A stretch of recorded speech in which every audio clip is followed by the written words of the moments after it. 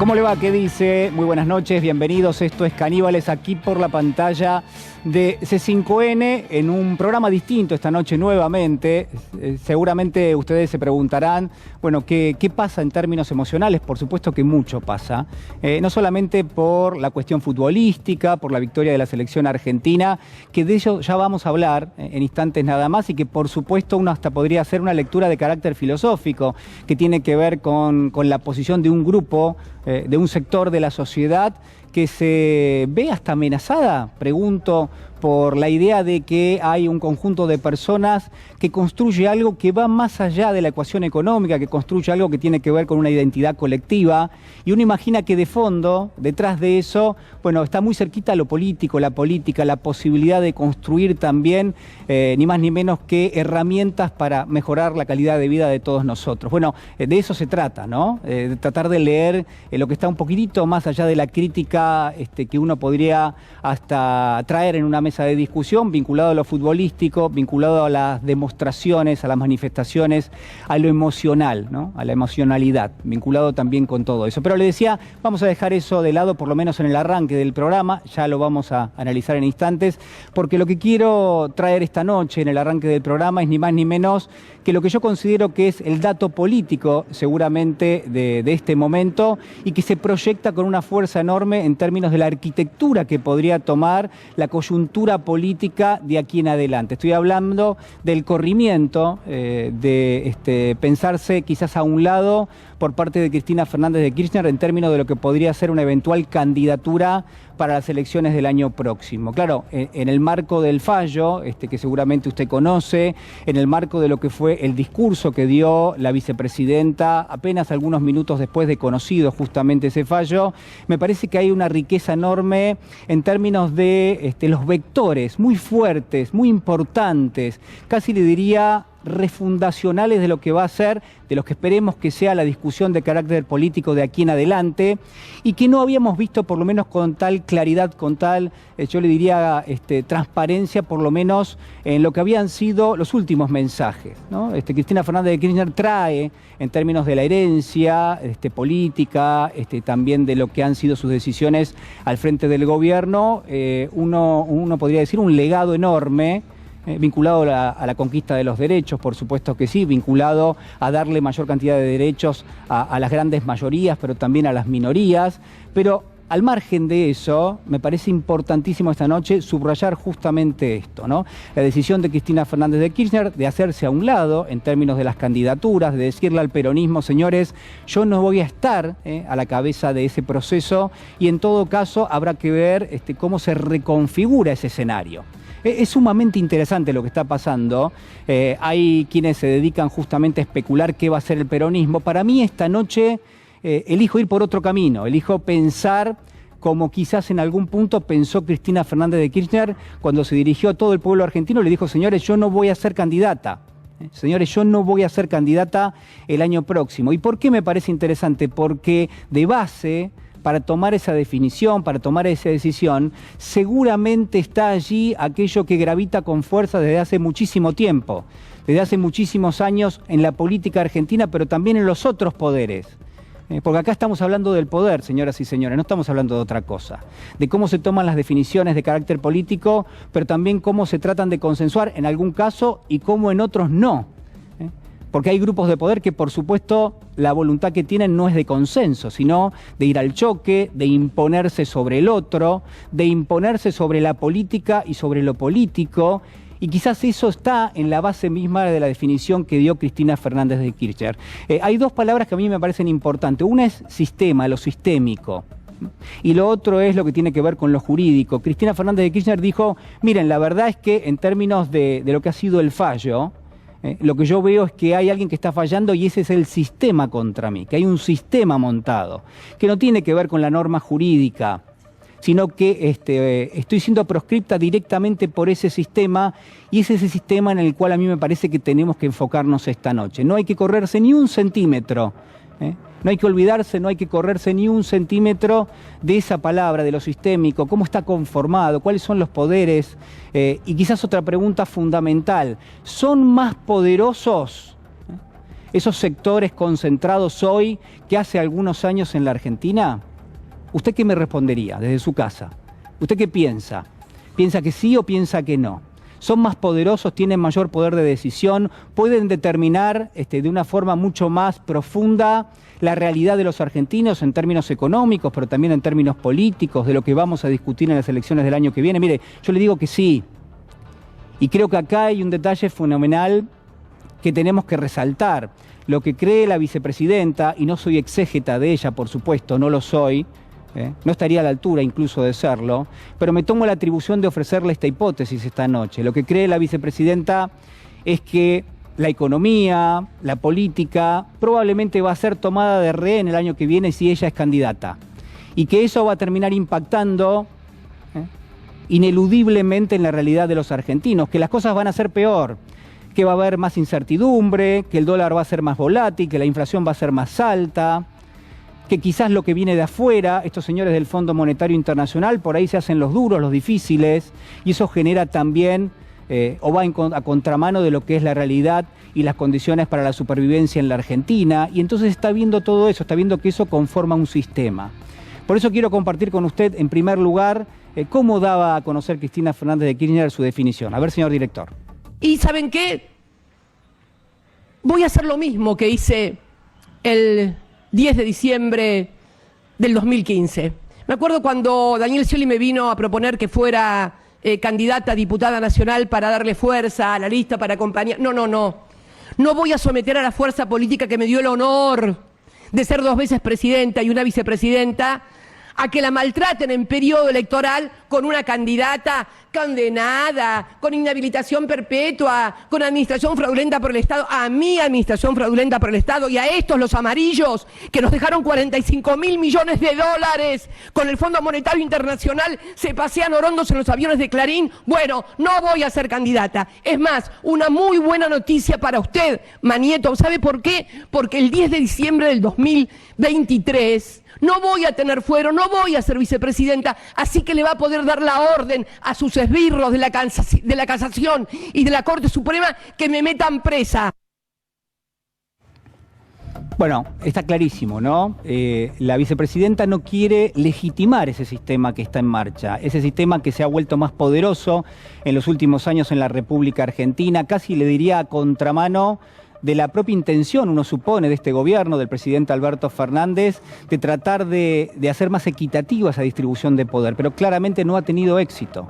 Y entonces la resultante de ese proceso es ni más ni menos que esto que vemos hoy, y la candidatura de Cristina Fernández de Kirchner seguramente legitimaría ese sistema. ¿Por qué? Porque se propone para ser parte de ese sistema, como candidata de un espacio político. En cambio, lo que decide, lo que define, es identificar que eso existe y en todo caso que la discusión sea por otro lado. Eventualmente habrá que pensar más adelante cómo se reordena el peronismo, si Cristina mantiene esa determinación, y todo hace pensar que realmente es así. Pero además, en ese punto, es muy interesante cómo describe ese sistema, porque lo que dice es, hay un Estado paralelo montado. Hay un Estado paralelo montado. Claro, el Estado que tradicionalmente concebimos es, casi le diría, una especie de herencia de la posguerra, de la Segunda Guerra Mundial. Claro, un Estado benefactor, un Estado que se preocupa por darle mayor cantidad de derechos a aquellos que menos tienen. Estamos acostumbrados a ese tipo de Estado, pero hay muchos otros. De hecho, el Estado es un invento relativamente moderno. Y claro está, hay un sector enorme de la sociedad, pero también de los poderes que tienen un carácter transnacional, que no quieren tanto Estado, porque tienen que financiarlo. No quieren hacerlo, no quieren financiar derechos, no quieren financiar ningún Estado. Y si financian un Estado, mejor que sea el Estado, que les da mayor cantidad de garantías y que le da mayor poder incluso sobre las determinaciones que esos grupos tienen. Estoy hablando de la justicia, estoy hablando de los medios, estoy hablando de los sectores corporativos en la Argentina. Y de vuelta a la pregunta, ¿son más o menos poderosos que hace unos años esos sectores? De vuelta, yo le diría, son más poderosos. Claro, la descripción del escenario que tenemos hoy, la descripción que implícitamente hace Cristina Fernández de Kirchner, es de una vulnerabilidad muy fuerte. es de unos meses venideros que realmente van a desafiar al gobierno argentino. ¿A qué? A que tome decisiones de carácter correcto, a que de alguna manera contenga a todos en ese escenario, y esto es por supuesto algo realmente muy difícil, y ni hablar en una campaña electoral, ni hablar en el marco de una contienda electoral. Yo anotaba más temprano, mientras charlaba las cuestiones de preproducción con Hernán Nucera, la verdad que anotaba no le digo peligros, pero sí las advertencias, las luces rojas que hay ahí dando vuelta, y solamente con el carácter económico, pero por supuesto hay otras cuestiones que tienen que ver con lo judicial y también con lo político, pero solamente con el carácter económico y financiero, mire, hay cuestiones que son realmente que hay que evaluar, y donde justamente estos sectores poderosos, que tienen mucha ascendencia sobre la vida de los argentinos, bueno, son determinantes. Al punto tal de que lo que estamos viendo que puede sobrevenir es que la sequía traiga una liquidación menor de dólares a las reservas del Banco Central. Se habla de unos 12.000 millones de dólares menos. Eso se va a jugar y no sabemos cómo va a salir porque depende claramente del clima. Pero eso podría prácticamente decantar en las próximas semanas, es decir, un escenario con menor cantidad de reservas, al mismo tiempo el financiamiento. Usted sabe que el gobierno se financia, no tiene financiamiento en dólares el gobierno nacional. Desde que el expresidente Macri tomó deuda, esa ventana se canceló. Entonces, la Argentina se financia ¿cómo? En pesos, emitiendo bonos en pesos que vencen cada vez más rápido, porque una parte de ese mercado que le entrega pesos al gobierno no está dispuesto a financiárselo más allá de la fecha de las próximas elecciones. Eso se lo llama el muro. Y ese muro cada vez está más cerca. ¿Qué quiere decir esto? Bueno, que el gobierno cada vez tiene menos recursos o menos posibilidad de financiarse en pesos. Y ese también es un peligro que acecha y que está a la vuelta de la esquina. Pero además yo le diría, mire, el Fondo Monetario Internacional por varias razones, no solamente por una cuestión casi pragmática, que es que en la medida en que se cumplen con las condiciones del fondo, lo que cerró en su momento el ex ministro de Economía Martín Guzmán es que el fondo te gira dólares que vos inmediatamente se los das. Es decir, que no estás pagando realmente la deuda todavía y así todo dependés del Fondo Monetario Internacional. ¿Usted sabe cuántos dólares vencen el año que viene en lo que es la deuda con el Fondo Monetario? 18.300 millones de dólares. 18.300 millones de dólares, casi 3 veces las reservas netas que hoy tiene la Argentina. ¿Y usted sabe cuánto el fondo le giraría a la Argentina si la Argentina cumple con las condiciones?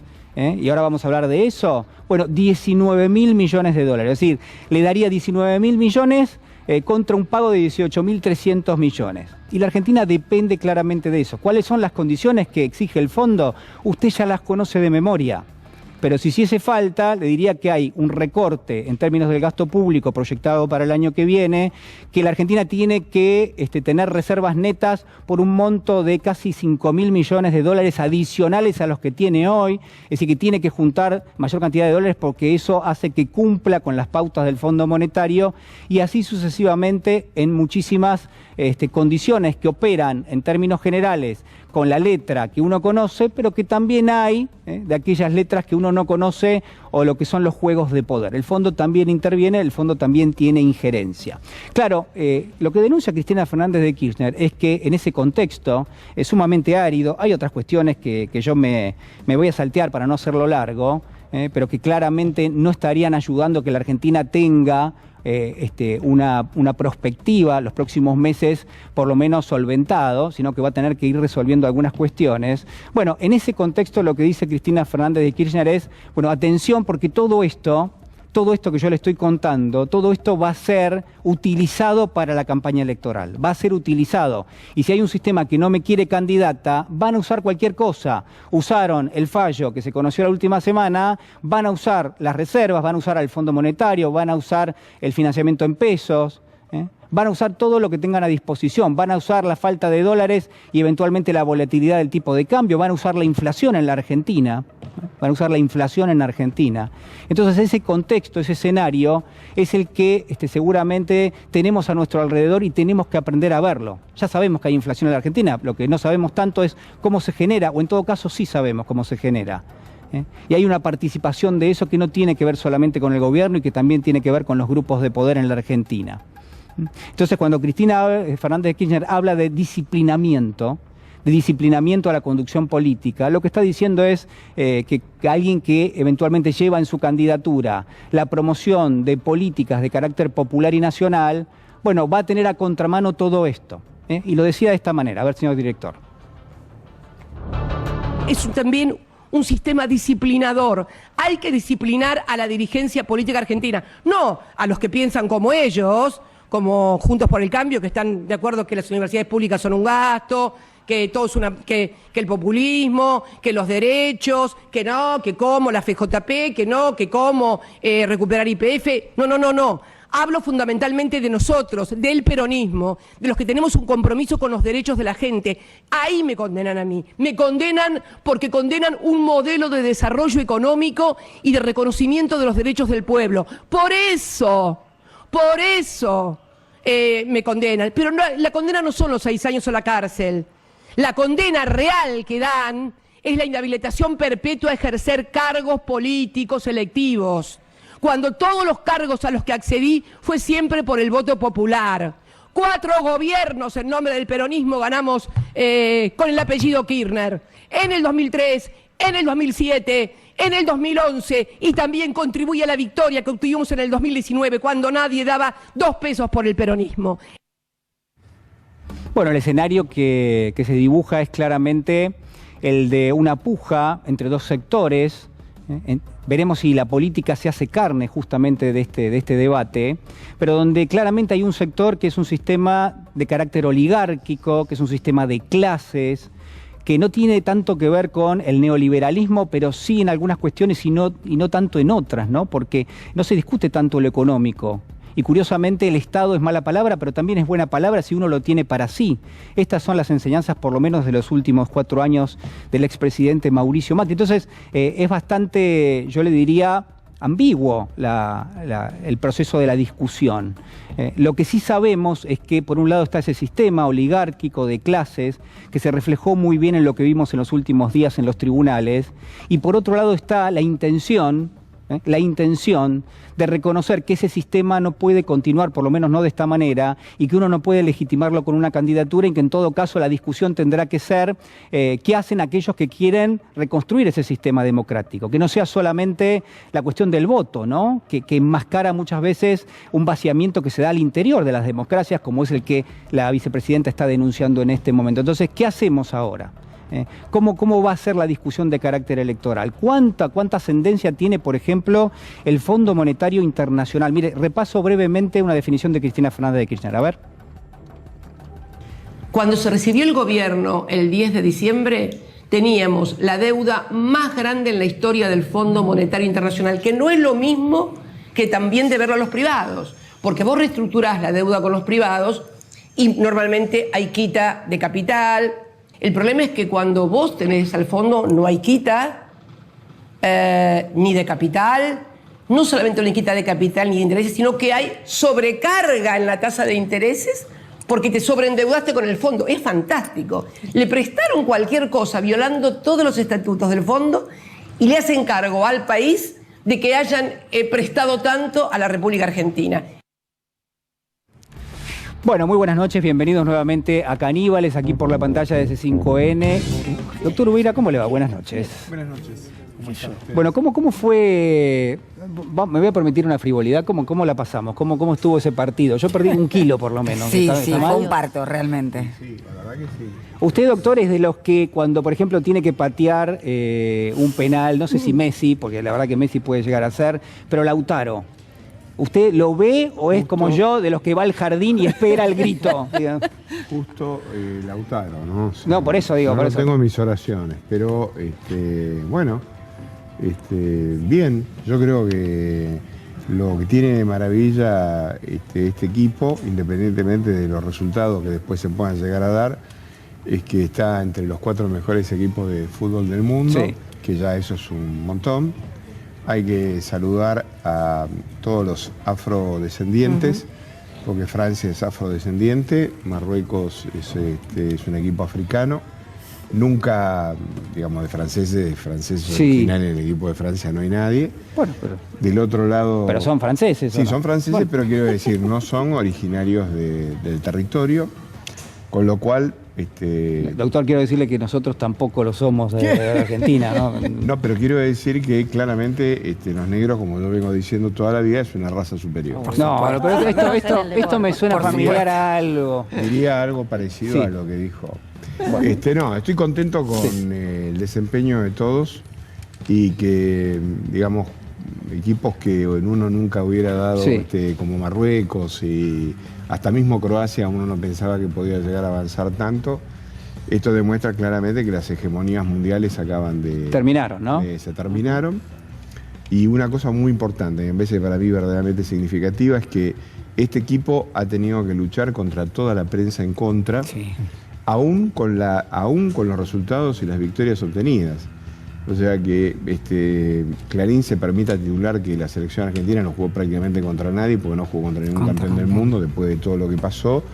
La verdad demuestra claramente el nivel de bajeza de esta gente, ¿no? Doctora Natalia Salvo, buenas noches. ¿Cómo le va? ¿Cómo estás? Bueno, sí, padeciéndolo, como todo el mundo. Todos lo padecimos, bien. Pero con mucha felicidad, porque creo que uno de los primeros programas de Caníbales, no sé si habíamos ganado la Copa América, y también se puso un poco de manifiesto lo antipopular que tienen estos medios concentrados de comunicación, que me parece que viene de la mano con la pérdida de hegemonía tanto en Europa, que no por nada también hay una xenofobia, o son el estandarte de la xenofobia en ese sentido, y cómo hablaron también los medios europeos respecto a una especie de ética y moral ausente en la República Argentina, de la cual tenemos los grupos locales que siempre la alimentan.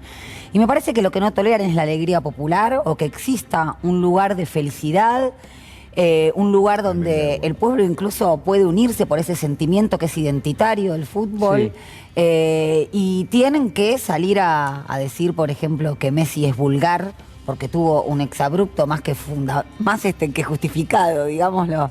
Creo que lo que no toleran es lo popular, y nuestros medios de comunicación, lejos de por lo menos tomar ese nacionalismo, digámoslo, lo que haces es consolidar esa mirada eurocéntrica.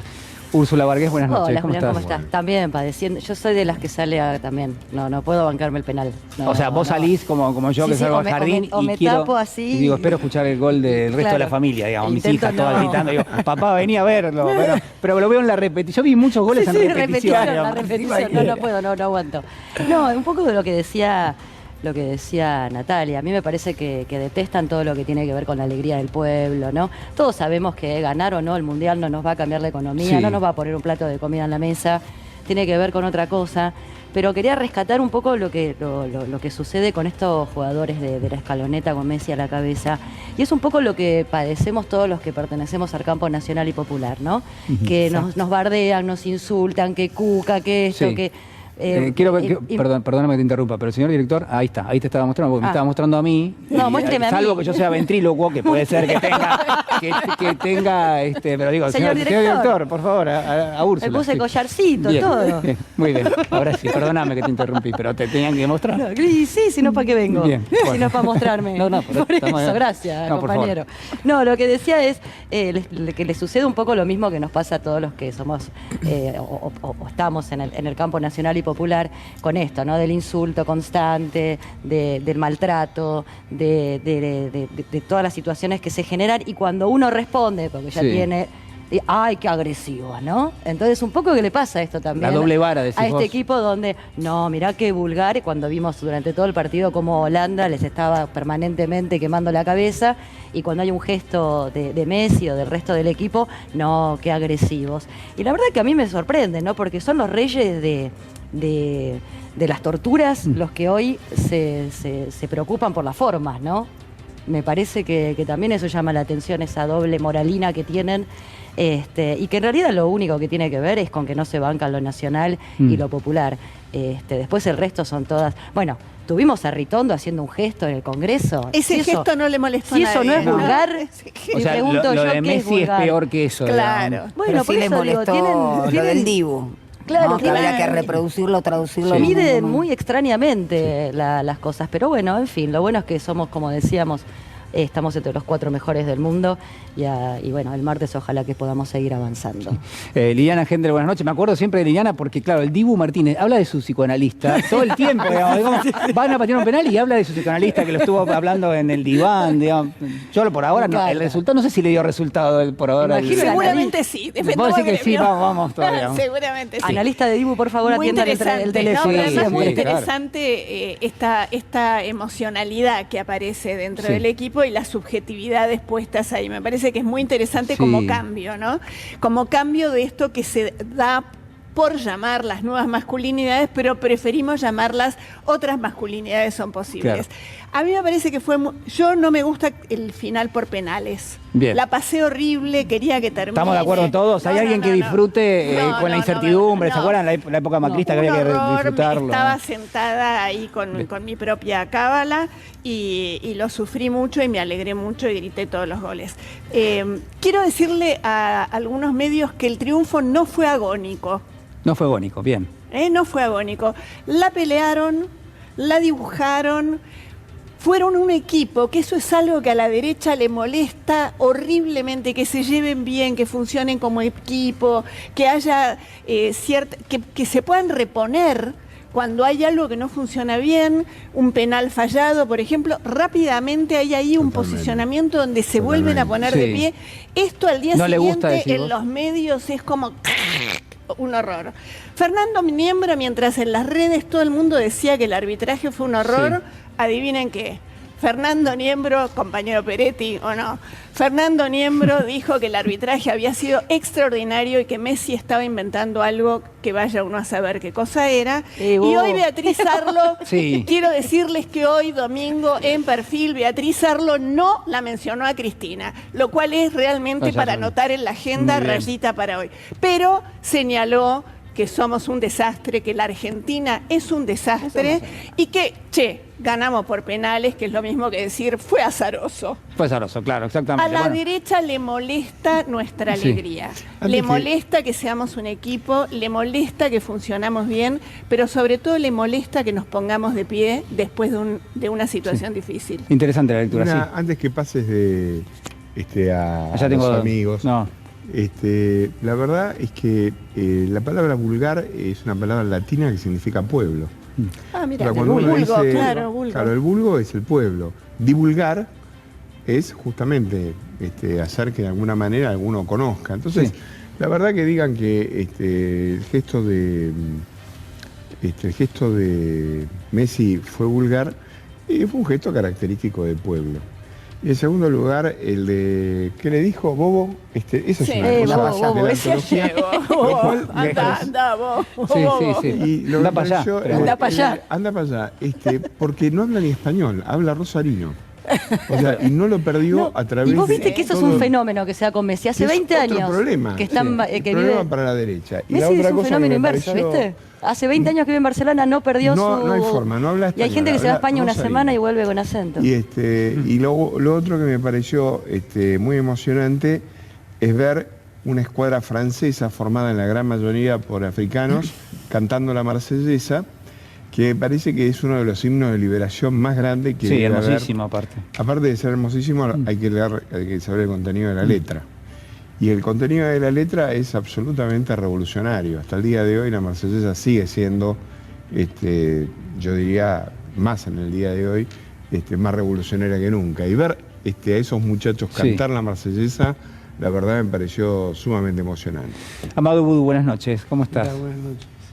Bueno, cambiamos el eje de los temas. No. Vamos a hablar de todo, pero de esto... Festejemos un ratito. Festejemos, claro. El seleccionado me parece que está demostrando que es un conjunto de personas que saben lo que hacen, que se prepararon para hacer lo que hacen y que además son capaces de sobre la marcha ir tomando decisiones para enfrentar las dificultades que se les van presentando. O sea, más no se le puede pedir a un equipo. Me parece extraordinario desde ese punto de vista. Ahora, el tema que ustedes estaban tocando, que me parece que es muy interesante, creo que no solo tiene que ver con eso de la alegría, que la derecha nos quiere tristes, nos quiere soyugados. Creo que también hay un trabajo muy fuerte por destruir los líderes populares, las banderas que puede traer Argentina. Podemos poner a Diego y a Eve como dos personalidades que en cualquier país del mundo serían indiscutidas, y acá no. Siempre hay que encontrar por qué está mal, ¿no? Y se le piden cosas que no se le pide a ninguna otra persona. Sobre todo se las piden los que son capaces de ir a arreglar sentencias a una estancia del sur, ¿no? Bueno, ahí está. Entonces después le piden a los emblemas nacionales que sean otra cosa. Y creo que justamente estos emblemas, como hoy es Messi, porque Messi en qué se ha ido transformando, de un gran jugador de fútbol en un líder de un grupo. Sí. Y un líder de esos líderes que cuando se pone brava, se ponen bravos, ¿no? Eso que todos le pedimos a las y los líderes. Sí, claro, por supuesto. Y a mí me encanta el Messi que vimos en este partido contra Holanda, ¿no? Porque se puso todo al hombro, toda la situación al hombro, como sus compañeros. Pero él le agregó la cuota del líder, que además tiene que tener la demostración al resto de que se puede. La demostración al resto de que no hay que bajar los brazos, que no hay que achicarse cuando te bardean o te verduguean, que eso se devuelve de mínima igual, porque si no, lo que logra este proceso civilizatorio es que las víctimas sean los culpables, es que las víctimas se callen la boca, y las víctimas pueden ser los que en un partido de fútbol están siendo maltratados, incluso desde el banco de suplentes, o una víctima también es un desempleado que no puede quejarse, o es una mujer que no tiene derecho a ir a un tribunal a pedir porque la van a sacar carpiendo por una violencia de género. Me parece que eso representó Messi, esa rebeldía contra lo que no está bien fue lo que representó Messi. ¿Y cómo va a ser bueno un arbitraje que le dio 10 minutos? O sea, estaban esperando hasta que hagan el gol prácticamente, ¿no? Sí, también me pareció excesivo, pero bueno, la cuestión futbolística... Era un vale todo. Pero yo creo que justamente este Messi, este equipo, este director técnico, este equipo de dirección técnica, está demostrando todo eso. Por eso llegó hasta acá. Y si llega más adelante, vamos a ser más felices, pero ya con lo que están enseñando desde el punto de vista de la rebeldía, de hacer las cosas de otra manera. El trabajo en equipo, ¿no? Lo que son las causas, después te vienen con el mejor equipo de los últimos 50 años. Yo me quedo con este. El compromiso colectivo, ¿no? Perdón, y no es un detalle menor que esta selección haya cortado con el periodismo conservador del fútbol, ¿no? Y que empezara con algunos influencers para que los relataran y cortar con todo con toda esta porquería. Pero que a veces eso fue generan pasando en muchos mundiales con muchas selecciones que fueron denostadas, ¿no? Me acuerdo en el 86 se lo dedicamos a todo. Lo hemos visto en algunos medios. Ahí ustedes estaban viendo recién los titulares de los distintos medios y cómo iban a contramano. Pedro, ¿cómo estás? Buenas noches. ¿Qué tal? Bueno, yo siento un inmenso orgullo como argentino y como leproso, ¿no? Messi, Scaloni, para nosotros es una alegría tremenda, ¿no? ¿Hay una mística que se está creando? Sí, yo creo que Newell genera una... Newell, no, la selección. Ahora va a llamar Rafa Bielsa para completar esto. Bueno, yo considero que Newell genera una escuela de técnicos muy importante, en donde está Scaloni, Bielsa, Scaloni, Heinz, es una escuela de técnicos muy importante. Y lo que sí me parece interesante, esos titulares chorrean clasismo. Chorrean oligarquía terrateniente de la República Argentina. Tienen que dedicarse al polo, no al fútbol. En el polo son insuperables. Si nosotros no opinamos de fútbol. De polo, perdón.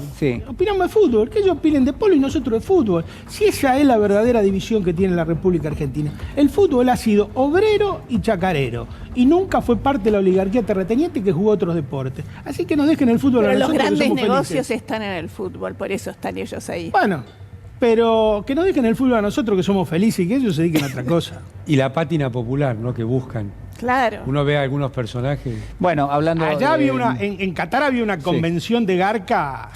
Todo allá. Se juntaron todos. Ojo que te van a decir vulgar, van a decir Peretti. No, pero se juntaron todos. Había caras que... Para. ¿Vos querés decir, Pedro, que no. No. A ver, hablando de Perdón, algunos... un reconocimiento expreso a Bangladesh, Ay, por sí. supuesto. También es anticolonial. Sí, Claro. queremos El ir todos acompañamiento a Bangladesh. A Bangladesh y a los barrios pobres, pobres entre comillas, pero los suburbios de Qatar, que festejaron totalmente el triunfo de la selección argentina. Bueno, a ver, a propósito de este tema... Y qué difícil va a ser Marruecos-Argentina. Hace instantes nada más, el periodista Luis Majul hacía esta referencia que quiero compartir con todos ustedes. Qué lindo. Esto es sobre Cristina, Messi, Maradona y Macri. En la maradoniana reacción de Messi, luego del accidentado partido contra Países Bajos, algo parecido, fíjate vos, tirado de los pelos, a la desbordada conducta de Cristina después de la condena a la causa de vialidad. La terminaron de transformar y terminaron en un meme de ella misma. En serio, porque el condenada, todo ya está, es como un nuevo hit, ¿viste? Está el hit de Messi y está el hit de condenada, con inhabilitación perpetua, tiene destino sticker, remera estampada, taza, ringtone, el mismo destino que la frase de Leo. Bueno, un paralelismo bastante sui generis, ¿no? Y que hay que marcar. Es que no solo pretenden A ver. pasarte por encima, sino que no te defiendas. Claro, Ese es el punto. claro. Ujú. Ahora, ¿qué se gana desde los distintos medios, de alguna manera bajándole el precio a la victoria de la Argentina y bajándole el precio también Que a... no se hable de los chats, por ejemplo, que se filtraron, Sí, ¿no? sí. De los jueces en el sur, a lo mejor Pero- si nos...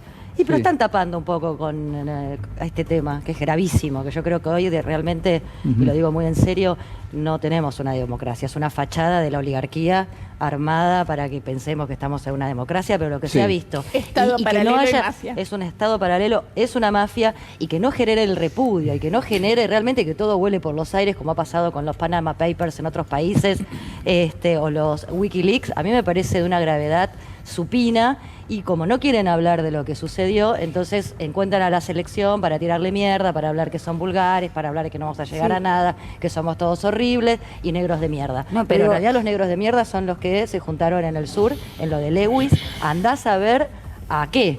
Andás a ver a qué, pero es gravísimo. Y además ahora se hacen los ofendidos porque dicen que fueron espiados. Cuando le espiaban a Cristina y se filtraba, no importaba cómo había llegado ese audio a las redacciones. Corriendo por Palermo. Claro, ahora cuando son de estos jueces, fiscales y ministros del PRO, ahí sí, no, el contenido no importa, lo más importante es la ilegalidad de cómo se obtuvo. No, Nati. yo creo que ese estado paralelo y mafioso, como bien hoy decía Rocco Carbone, que es utilizar la estructura estatal, ¿no? El doble poder, la materialidad por un lado de la estructura estatal y por el otro lado los propósitos, justamente para expoliar los recursos naturales, necesita una construcción de subjetividad, que es una sociedad diezmada, que no se crea merecedora, colonialista, por eso digo Fracasada. que Cipaya. fracasada, en donde sienta una suerte de culpa, porque las sociedades que tienen una estima importante, que Sí. se creen merecedoras de sus derechos, conquistan batallas, interpelan. Entonces ese estado mafioso precisa una construcción de subjetividad que sin lugar a duda viene por los lados más populares. Por eso digo, no es una cuestión tirada de los pelos, ¿no? O desarticulada. El fútbol es absolutamente popular, tiene que ver con la identidad, tiene que ver con la pasión, que siempre, la yo creo que es identidad, claro. muy platoniano, ¿no? Hay una escisión entre cuerpo y mente, materia y espíritu todavía. ¿Por qué digo esto? Porque parece ser que todo lo que sea pasional, todo lo que sea subjetivo, es degradado respecto de lo objetivo. Y lo objetivo son lo que dicen ellos, ¿no? Los intereses objetivos son lo que Sí. dicen. Entonces, No, quiero agregarte algo más a eso. Hoy Fontevecchia hizo un comentario, le hace una... no te pongas mal, Lili, porque ya te veo que me decís, No, ya me Fontevecchia. acostumbré. Claro. Es peor que los penales. Sí, no, los domingos ya es así como un ejercicio Sí. interesante de la intelectualidad. Le pregunta a nuestro presidente, porque le hace su entrevista central, es si él no cree que la decisión de Cristina fue producto de la emocionalidad y por lo tanto puede ser una decisión que ella va a revisar. En línea con lo que vos decías, Natalia, ¿de qué lado queda la emocionalidad? Del lado de las mujeres. Claro, por supuesto. Irracionales, que no saben, Histéricas. histéricas, que por una cuestión que vaya uno a saber que Cristina, justamente Perdón, Lili, Cristina, te tengo que apuntar esto porque tiene que ver con lo que decís vos. Y justamente la forma de construir poder mafioso, no quiero decir que con esto que no haya mujeres, digo, es absolutamente masculina. Porque yo no sé ¿cuáles fueron los pormenores de esa reunión? ¿Y qué tipo de aditamentos o adminículos humanos había? No sé cómo decirlo. Interesante. Es interesante, porque creo que tiene que ver... Bueno, lo que sí sabemos es que el modo en el que los chats se dirigen a las mujeres, a todas las mujeres, es misógino, es vergonzoso y es vergonzante. Entonces me parece que ahí también hay algo más para mirar.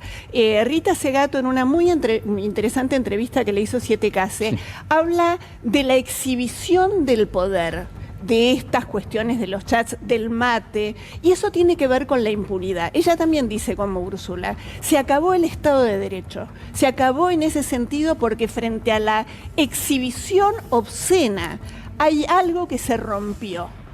Hay una doble vara para juzgar, hay una doble medida para juzgar, y lo que queda es una sensación de silencio. Nos quedamos en este tema, ¿les parece? Compartimos el siguiente informe y lo discutimos.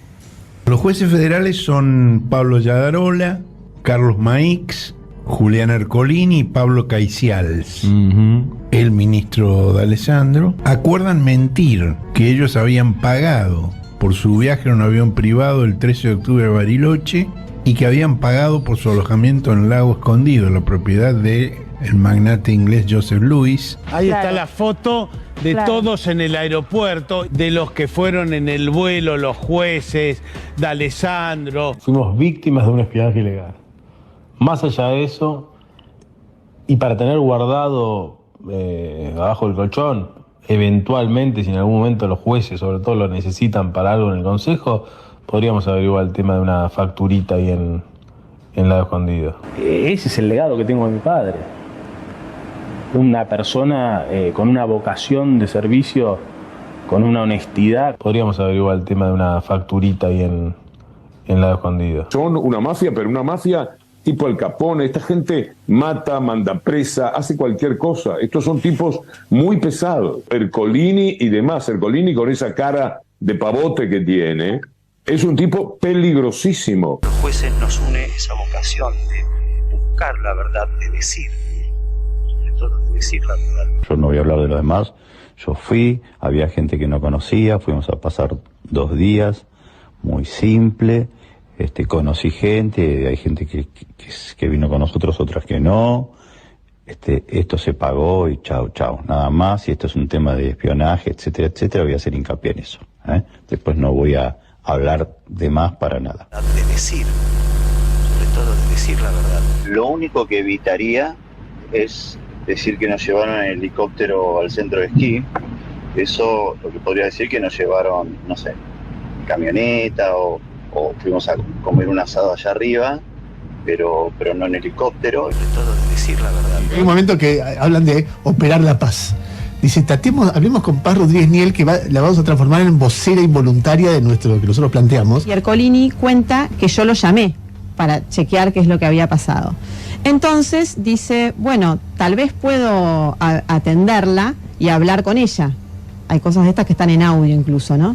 Y es la voz de Ercolini. Entonces, y dice, bueno, pero tenemos que tener bien cerrada la historia. Puede ser lo de Paz, que pueda ser una vocera, pero hay que organizar bien el discurso. Es decir, quiénes estaban, cómo se organizó, cómo se gestó, cómo conseguimos viajar en un avión privado, etcétera, etcétera. Entonces, un poco tendríamos que eso dejarlo bien clarito antes de largar la noticia. Entonces empiezan a hablar de cómo construir una historia que fuera verosímil para mí, para decir su versión con cosas que, de acuerdo con lo que surge de los audios, son mentiras, como por ejemplo que pagaron el viaje, que se conocían aparentemente de antes. Bueno, nada, la versión que ellos quieren instalar de este tema. Confirma nuestra colega que la tratan de usar y ellos entonces están confirmando toda la operatoria ilegal que empezaban a tramar. Están los audios y esos audios son las voces de, o sea, ¿cuál es el planteo? ¿Nos inventaron audios con nuestras voces diciendo cosas?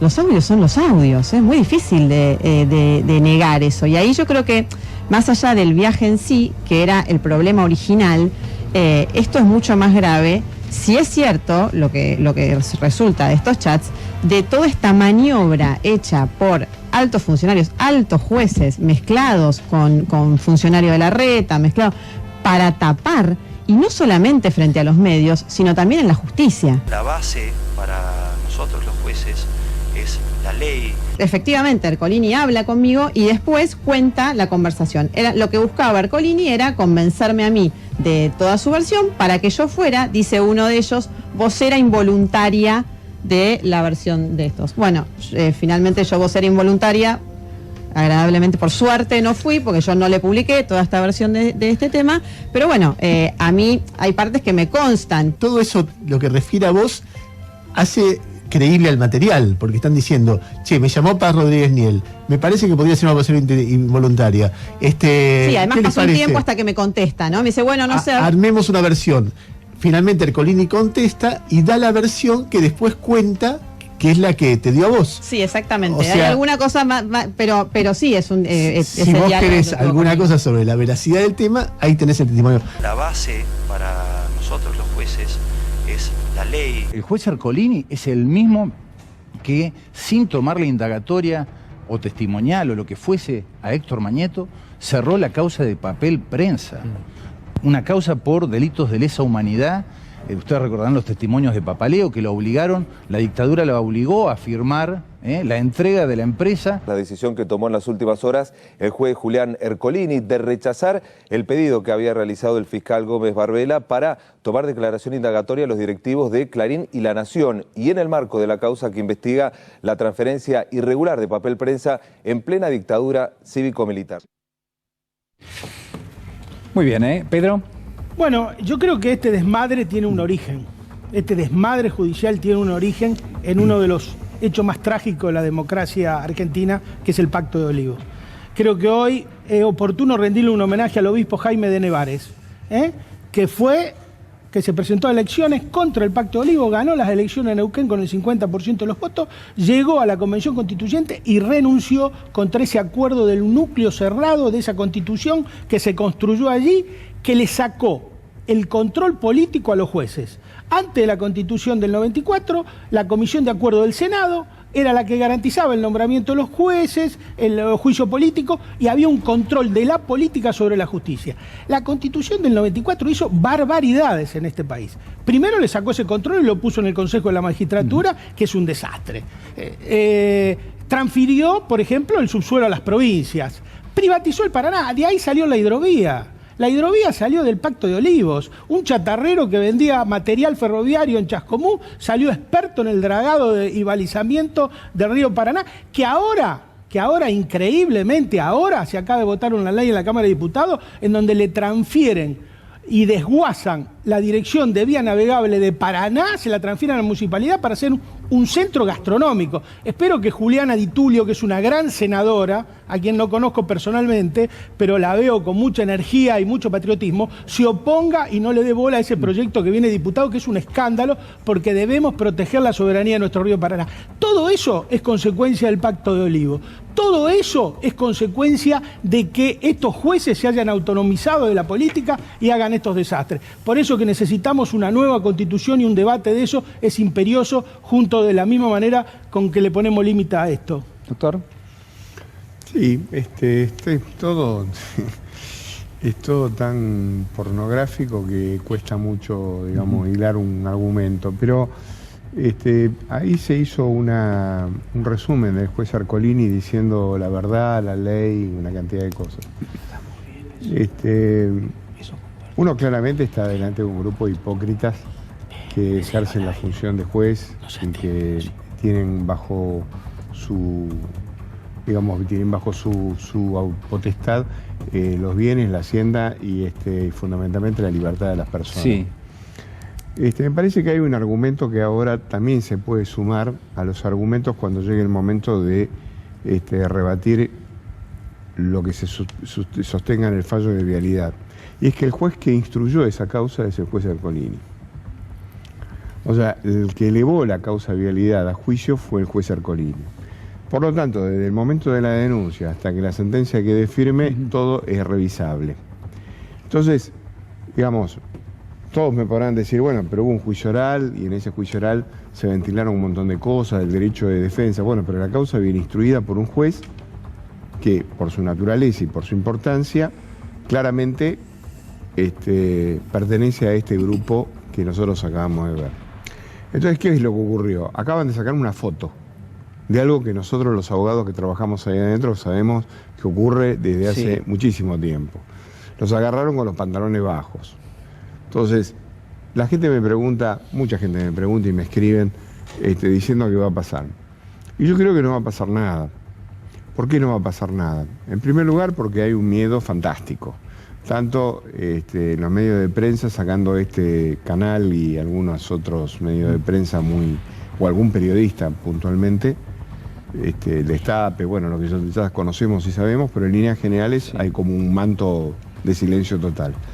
En segundo lugar, tímidamente la cátedra, que yo cada tanto reclamo, ahora parece que le quieren promover un juicio al doctor Ercolini para sacarlo de la cátedra, un juicio académico. Pero en verdad, más allá de cualquier solución, el problema es que en la Argentina se perdió la vergüenza. Entonces, todo esto tiene que ver con que lo que la gente quiere hacer. Yo personalmente me parece, yo no soy un optimista del pueblo argentino, creo en líneas generales que la burguesía de la República Argentina es sumamente burguesa, le pasan este tipo de cosas y no reacciona. Tengo la peor de las ideas de lo que pasó en el golpe del 76, o sea, los militares se fueron por sus propios crímenes y por su desastre económico, pero no fue por una lucha generalizada del pueblo. O sea, en el 78 la gente gritaba los goles del Mundial y en el 82, cuando fue el tema de Malvinas, la gente iba al cine y los pibes estaban en las islas. Y después en el 83, o sea, por supuesto que la justicia, con Estracera a la cabeza, los habeas corpus los revoleaba para cualquier lado, y en el 83 nos descubrimos demócratas. Qué horror, qué pasó durante todo este periodo. Éramos derechos humanos, me acuerdo del relator de América diciendo, díganle a la Comisión Interamericana que nosotros somos derechos humanos, y si no hubiera venido Patricia Derian y la Comisión Interamericana no hubiera intervenido, hubieran seguido tirando gente de los aviones. ¿Y quién fue que firmó? ¿Quién fue la declaración? ¿Quién firmó la declaración cuando vino la Comisión Interamericana de los Derechos Humanos? El Partido Justicialista, el único partido. El único partido que lo firmó fue el Partido Justicialista. Entonces, a lo que yo voy es a lo siguiente. Digamos, me parece que cada uno tiene que hacer su tarea. Yo hago la mía todos los días y ustedes cada uno lo suyo. Pero lo que quiero decir es que tenemos una alta opinión de lo que el pueblo puede llegar a hacer para, digamos, romper con toda esta... Sí. Y yo personalmente no tengo una alta opinión del pueblo argentino en este tipo de materias. O sea, en general tengo una visión mediano burguesa, como que este tema a mí no me llega, es un chimento, podría haber aparecido en un programa de chimentos a la tarde y daba exactamente igual. Y con lo que están jugando no es ni más ni menos que con los fundamentos de esta nación. Bueno, la pregunta ahí sería a contramano de lo que está señalando, es decir, de qué manera uno puede articular para que eso sí suceda. Bueno, entendemos para mí termino con esto, yo sé que Natalia quiere intervenir y sí, no le voy a quitar. Para mí, honradamente, yo acá en este programa lo he dicho hasta el hartazgo. Lo primero de todo, naturalmente, es entregarle el poder al pueblo. O sea, el presidente no encuentra salida porque no encuentra los votos. Pero resulta que la entrevista está con Fontevecchia. A ver, señor director, si lo vamos a ver, porque hay una respuesta en la entrevista a la que hacía mención Liliana Gendel con Jorge Fontevecchia por parte del presidente de la Nación, Alberto Fernández, cuando Fontevecchia le pregunta justamente por la cuestión de carácter judicial, por la reforma que en algún punto el propio presidente había presentado, como que era parte de su plataforma electoral. Después lo presentó en la apertura de sesiones del Congreso en repetidas oportunidades, y ahí dice, ¿no? A 3 años de asumir, bueno, ¿qué pasó con la reforma judicial que usted promovió? Le pregunta a Fontevecchia, ¿quedó estancada en el Congreso? ¿No se la trató nunca? Responde el presidente, muy fácil, los que se benefician con esos jueces son la gente de Cambiemos, no los quieren tocar.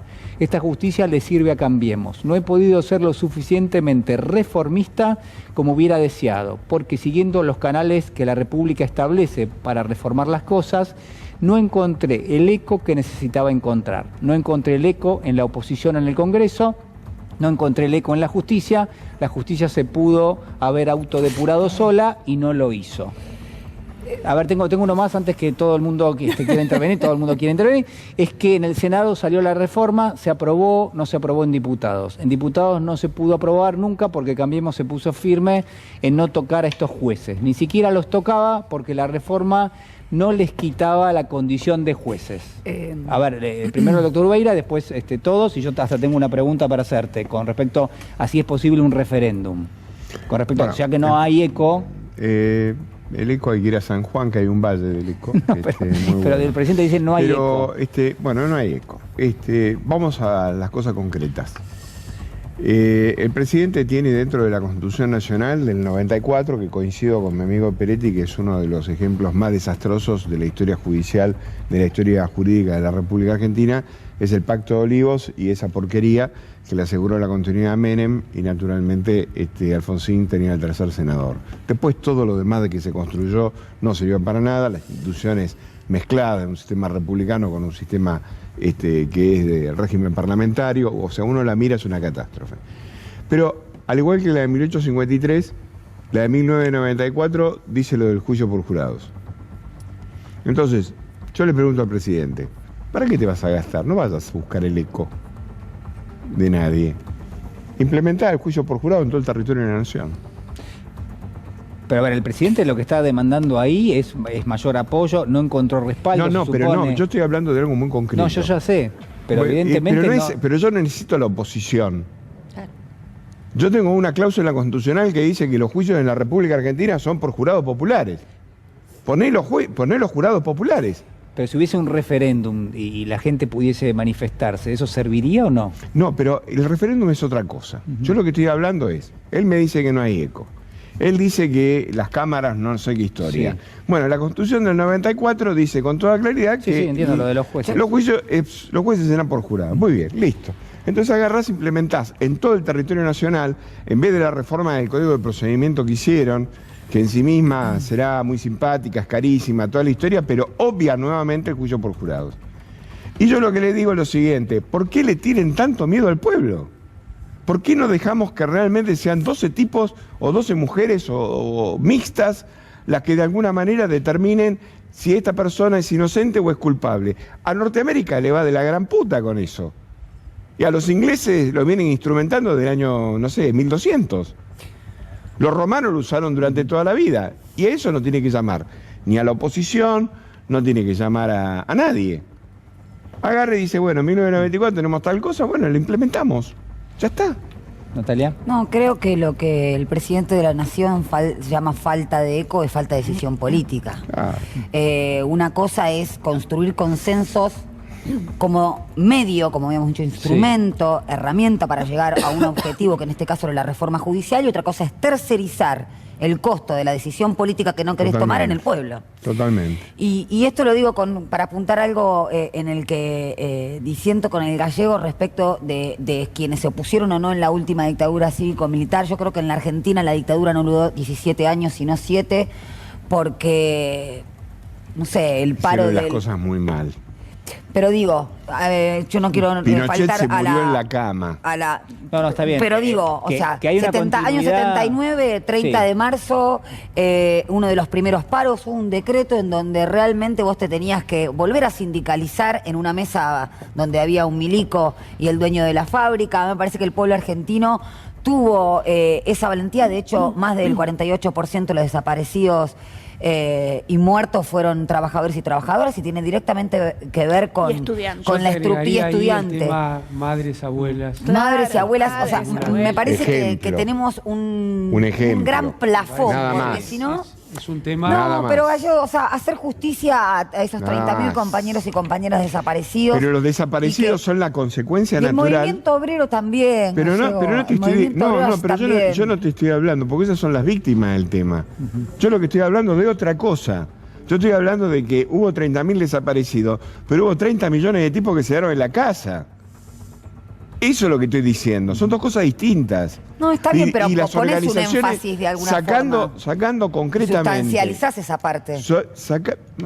Todo lo que vos me decís está fenómeno, pero ¿qué te quiero decir? Sacando las madres de Plaza de Mayo, que eran las que realmente enfrentaron duramente el sistema y que fueron las que convocaron la Comisión Interamericana, Fuera de eso, concretamente, los organismos intermedios todos estaban muertos de miedo. Y como las decía Malvinas Alfonsín. explican la caída de la dictadura en gran parte. Las Malvinas explican la caída de la dictadura. Yo creo que hay que ser claro en ese tema. Los organismos de derechos humanos fueron el ejemplo de la lucha contra la dictadura. El movimiento obrero, con dificultades, Ubaldini, una parte muy chiquita con el grupo de los 25 que decretaron aquel primer paro. Y para de contar. Y después fue las Malvinas la que hicieron el resto. La clase política armó la multipartidaria para pactar con la dictadura, para pactar viola con Carlos Balbín. Y adentro de la multipartidaria dejaron afuera a toda la izquierda, porque no se bancaron que ni el Partido Socialista, ni el Partido Comunista, ni el Frente Izquierda Popular estuvieran adentro. Hicieron una cosa cerrada entre los 5 partidos, entre el PJ, la UCR, Democracia Cristiana, MIT y Partido Intransigente, y dejaron todo el resto afuera para pactar con viola una salida negociada con la dictadura. Esa es la verdad histórica. Amado. No, primero quería volver a lo del informe. Sí.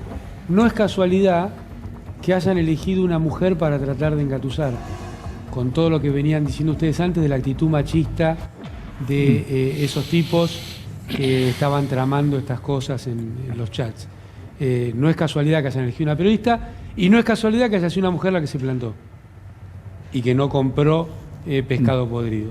Así que va un fuerte... ¿Cuál es la que no compró pescado podrido? La periodista de La Nación. Pero la compró antes, ojo, que esa sacó un par de cosas antes, operaciones contra pero estamos hablando de esto, Pedro, y esto, por lo menos lo que decía Paz... Pero tampoco la levantemos como ejemplo el periodismo, porque no, de hecho... A mí que haga mi análisis. Tampoco la fiscal, ¿no?, de Bariloche, que reaccionó después de que se filtraron los chats. Por eso digo, creo que no es casualidad que hayan elegido una mujer periodista, habiendo tantos periodistas varones que seguramente eran más amigos, o sea que es un hecho de subestimación y de llevarse a los empujones a una mujer también para que sea, como dijeron, vocera involuntaria.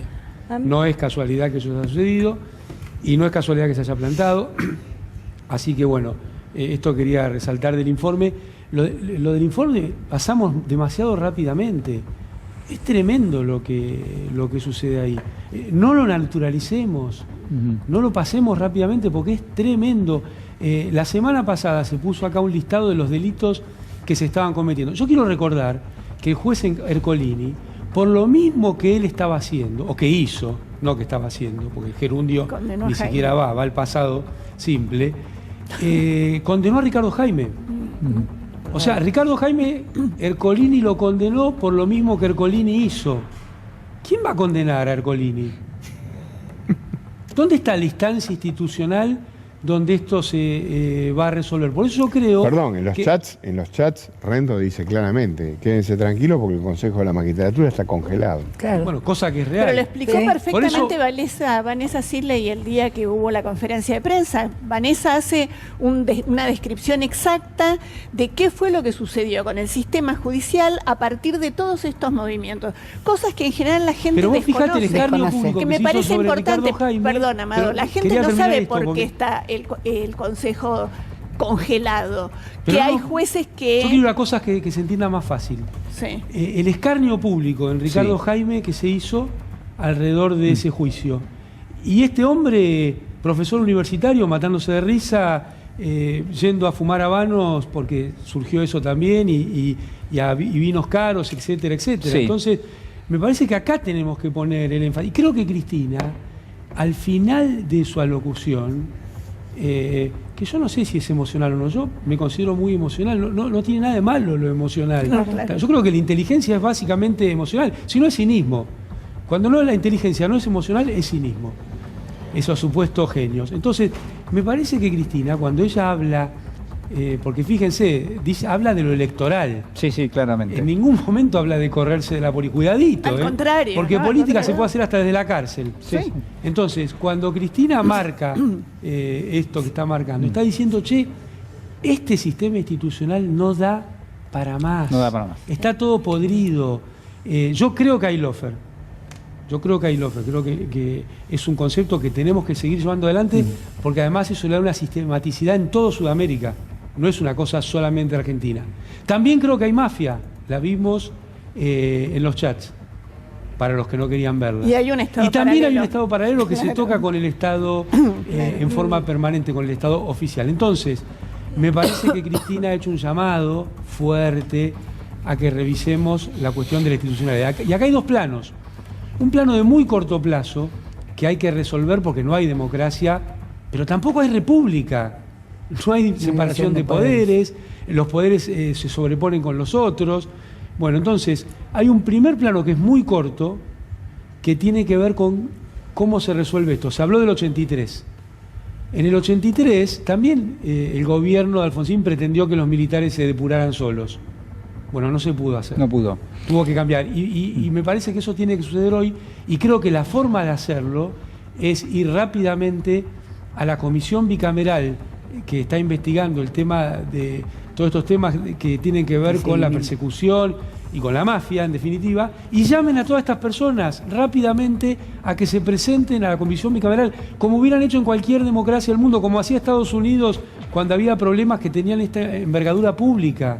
No puede ser que esto quede invisibilizado por una institucionalidad trucha.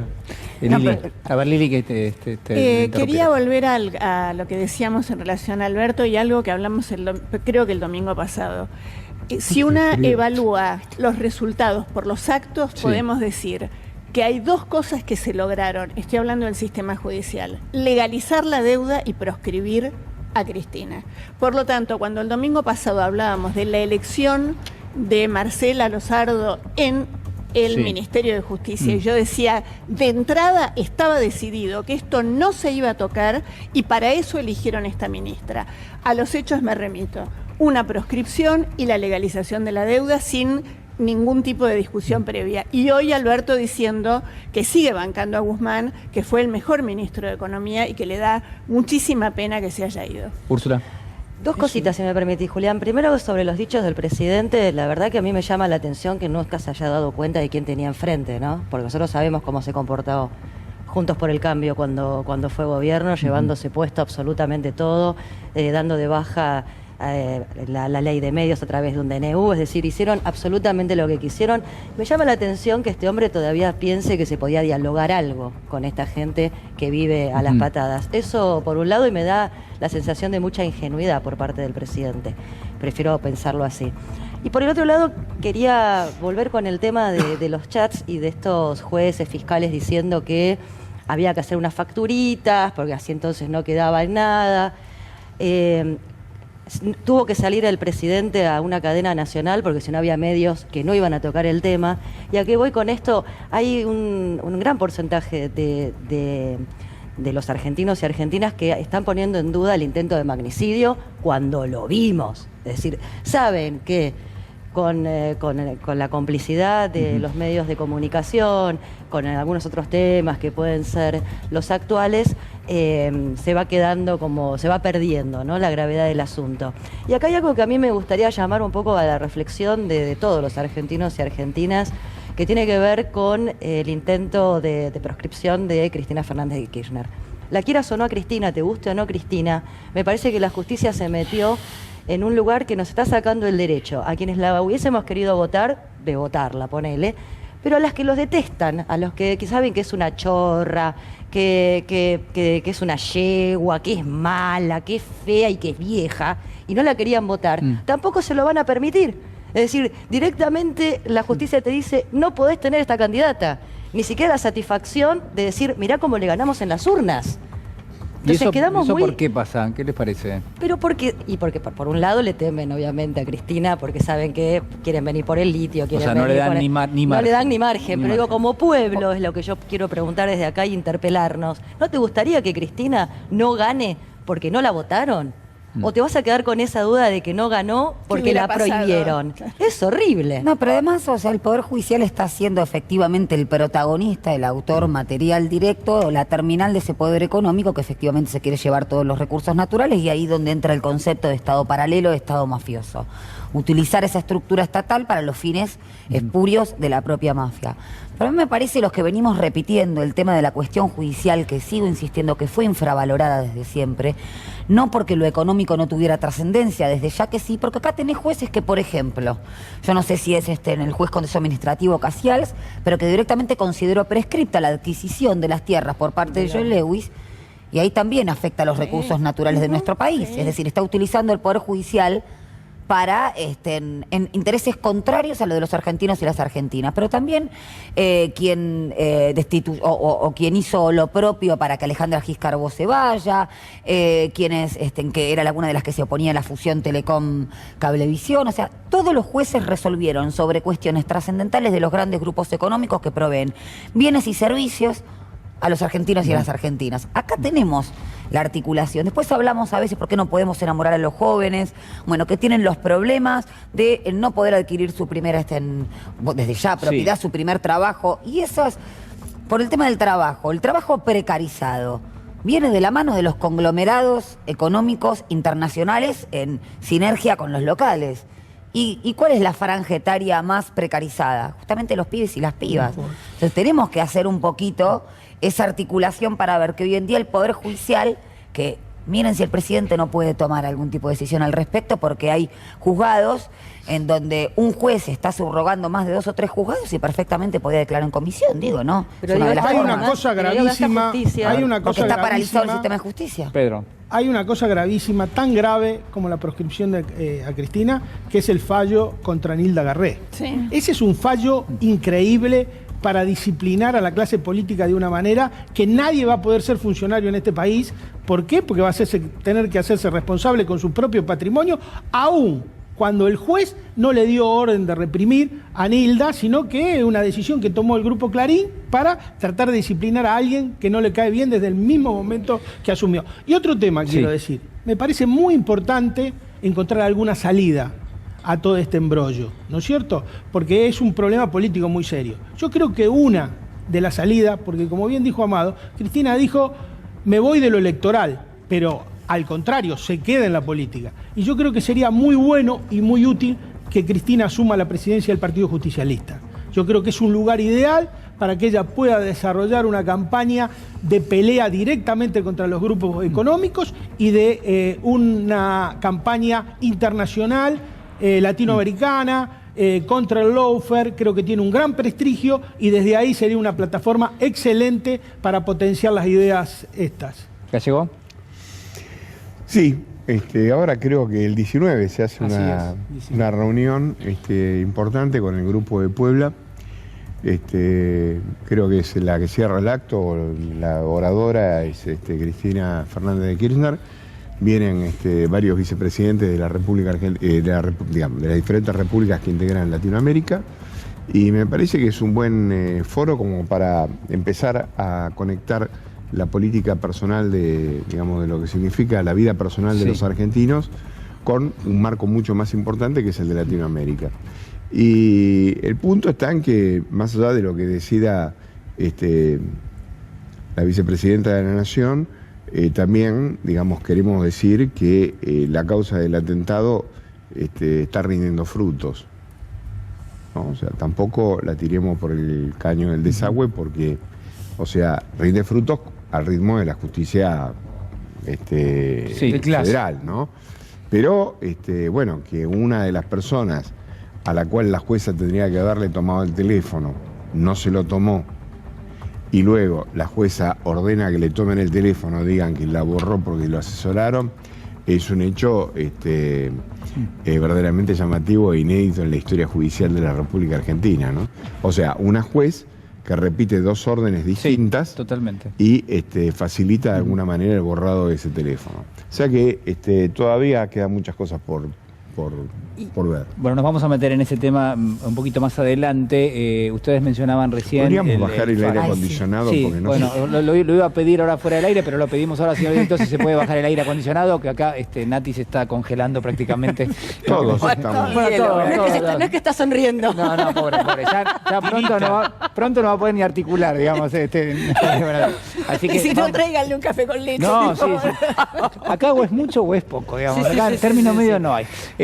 Vamos a compartir el siguiente informe a propósito del fallo contra Cristina Fernández de Kirchner y cómo lo interpretaron los medios de comunicación. A ver, señor director. Hay jueces, empresarios y medios periodísticos que viajaron al lago escondido. A mí me parece que merece una investigación porque me resulta cuanto menos sospechoso. Eso tiene que ver con otra causa. ¿Por qué importa acá en esta causa? Julián Ercolini. Julián Ercolini es el juez que instruyó esta causa. Este señor armó la causa vialidad, con nada, como se vio en el juicio. En especial, quiero reconocer públicamente el trabajo realizado durante la instrucción por los fiscales doctores Gerardo Polichita, Ignacio Máiquez y por el juez de la causa, doctor Julián Ercolini, que fue la base sólida por la cual pudimos llegar con nuestra intervención a una certeza absoluta sobre los hechos objeto de esta causa. A confesión de parte, relevo de prueba, toda esta causa, dice el mismo fiscal, que se construyó sobre el trabajo responsable que hizo Ercolini. Y ahora vemos cómo trabajó Ercolini. Eso tiene que ver con otra causa. Este señor que armó la causa vialidad es el mismo tipo que arma facturas truchas, que viaja pagado por Clarín, que arma operaciones sobre una causa judicial. Es decir, ¿qué credibilidad tiene la causa vialidad si la armó este señor? Convencido de que debemos decir nunca más a las prácticas que dañan la institucionalidad de la República, he resuelto instruir al ministro de Justicia a presentarse ante el Ministerio Público Fiscal a fin de solicitar que se investigue penalmente los hechos relacionados al viaje en cuestión y en especial lo relacionado a su financiamiento. Escuchamos al presidente de la Nación hablando sobre un supuesto viaje que tiene que ver con, obviamente, la naturaleza privada de las personas, ¿no? Viaje que tiene que ver con, obviamente, la naturaleza privada de las personas, ¿no? Eso no hay que perderlo de vista, y de las actividades que hagan dentro de su ámbito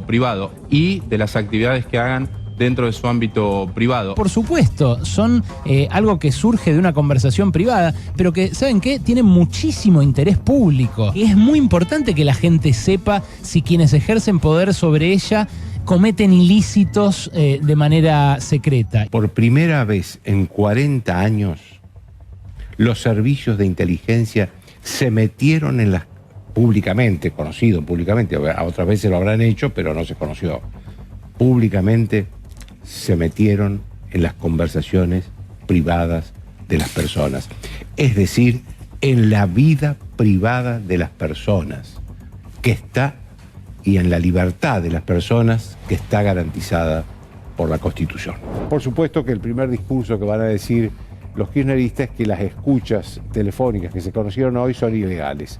La verdad que son legales, porque están autorizadas por la justicia en el marco de otra investigación, que es el rey de la efedrina. Entonces, pincharon los teléfonos de Ezeiza y por supuesto ahí cayó la conversación de Lázaro Báez con su abogado. Por primera vez en 40 años, los servicios de inteligencia se metieron en las conversaciones privadas de las personas. Pincharon los teléfonos de Ezeiza y por supuesto ahí cayó la conversación de Lázaro Báez con su abogado. Pero que sea legal o ilegal no significa que no esté expresando en la realidad de los hechos cuál era la relación, cómo era la relación entre Lázaro Báez y Néstor Kirchner, y después también con Cristina Kirchner. Se metieron en la vida privada de las personas. Es hora, ¿no? Ponemos las primeras escuchas. La historia secreta de las nuevas escuchas. Las nuevas escuchas, porque tenemos nuevas escuchas. Las escuchas, oigan y vean esta otra escucha. Hay una tercera escucha. La escucha después de la pausa. Hoy vamos a presentar una nueva escucha. Otra más, Majul, sí, imperdible, nueva escucha. Ahora, esa escucha, yo te digo que la manera que yo la conseguí es cinematográfica. Lo conseguí horas antes de empezar la temporada de la red en ese momento, mientras estaba corriendo por Palermo un domingo. ¡Me encontré una cadenita de oro! Sí, mamá. Y debe pesar 670 gramos.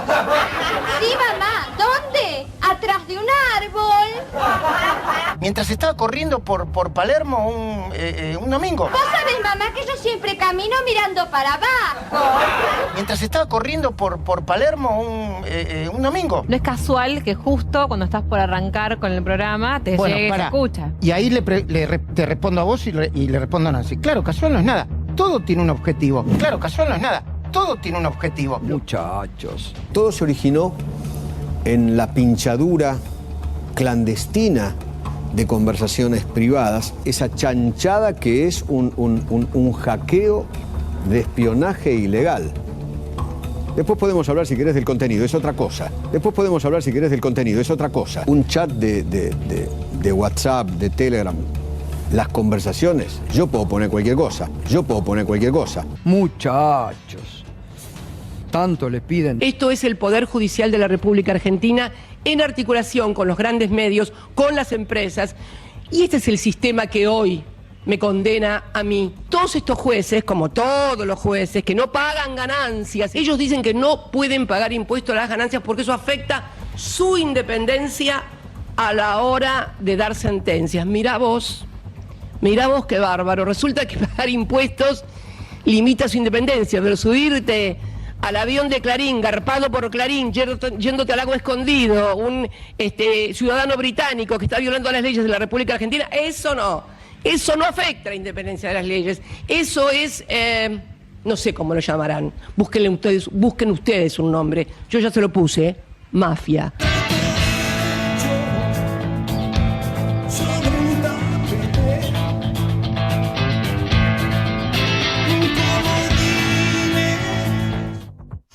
Bueno, cuántas cosas para comentar vinculado con esto, la doble vara, el tema de las pinchaduras, lo de Joaquín Morales Solá, ¿alguien le van quiere a hacer una premio al mención? mejor payaso de Argentina.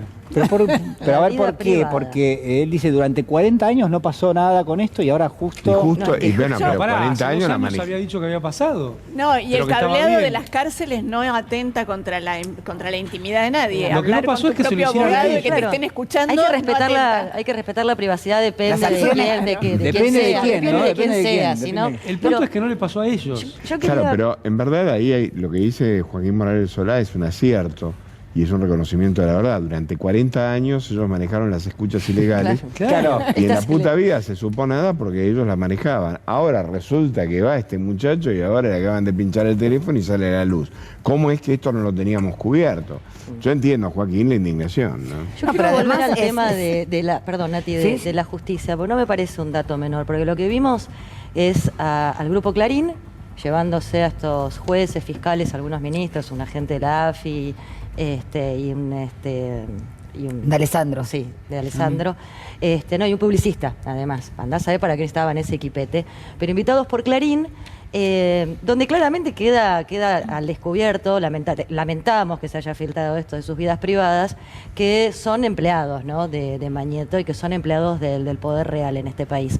Con lo cual yo quiero volver al tema de la justicia, porque esto es tan grave que no lo podemos, me parece, bajar a algo que nos puede pasar a cualquier hijo de vecino mañana cuando, por ejemplo, necesitemos un remedio o una operación en una prepaga, tengamos que ir a operarnos y como el juez es amigo del poderoso dueño de la prepaga, no me van a dar remedio o no me van a dar la operación. Así de grave afecta lo que estamos viendo. Lo que pasa es que los casos de magnicidio son tan gigantes. Este caso de lo que está sucediendo, lo que acaba de suceder en Bariloche, invitado por el Grupo Clarín, no podemos ver las pequeñas veces que nosotros tengamos que ir a pedir el servicio de justicia y nos lo nieguen. Y me parece que eso hay que señalarlo mucho. Y por otra parte, sobre el tema de Cristina, a mí me parece que una vez más Cristina, bueno, es lo extraordinaria que es, te guste o no, y que tiene que ver con algo que me parece que sucedió en Brasil con Lula.